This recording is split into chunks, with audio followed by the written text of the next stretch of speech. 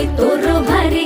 दिसते भारी गणपतीची स्वारी अन आला धादिस मामाच्या घरी मालवण चिपळूण सावंतवाडी माझ्या कोकण गावांचो दिमाग भारी